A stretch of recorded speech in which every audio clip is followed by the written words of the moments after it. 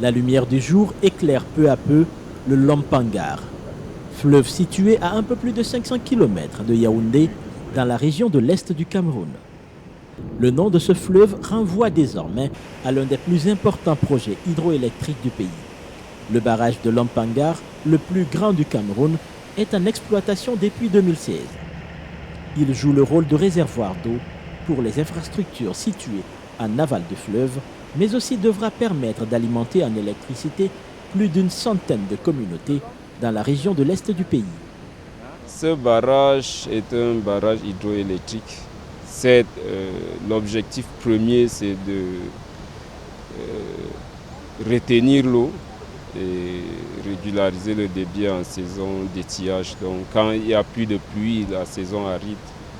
Mais il y a aussi la composante d'usine que vous voyez derrière moi qui va commencer bientôt, qui va aussi produire de l'électricité pour la région de l'Est et peut-être même sera interconnecté au reste du réseau interconnecté sud. Donc ici vous allez voir la composante prise usinière qui va servir de ce volet 2.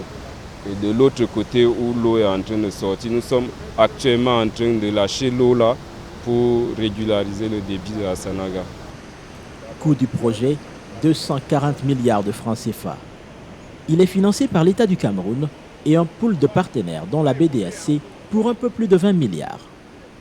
Ce qui est particulier sur le projet Lompangar, c'est que les partenaires au développement, les partenaires financiers du gouvernement se sont très bien organisés.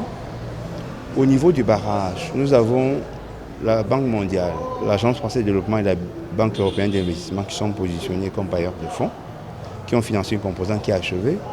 Et au niveau de la fonction d'approvisionnement en électricité, c'est-à-dire l'usine de pied, nous avons la Banque africaine de développement et la Banque de développement des États d'Afrique centrale qui financent l'usine de pied et l'ensemble des réseaux de distribution et de transport d'électricité. Donc on s'est dit, on constate que les deux autres partenaires qui sont des banques africaines se sont plus concentrés sur les problématiques d'accès à l'électricité que les populations ressentent directement lorsque l'on réalise un projet.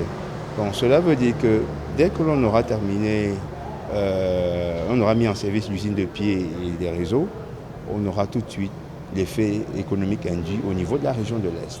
Lorsque la BDAC a été saisie par le gouvernement du Cameroun pour contribuer au financement de ce projet, nous avons remarqué que cela cadre parfaitement avec les domaines d'intervention, mais également les objectifs de développement, de financement de la BDAC. Deuxième chose que nous avons observé également, dans la vision 2035 du Cameroun qui vise à faire de ce pays un pays émergent, nous remarquons que l'énergie est également un des domaines les plus importants parce que le gouvernement s'était engagé à la construction des barrages, principalement le barrage de Lompangar.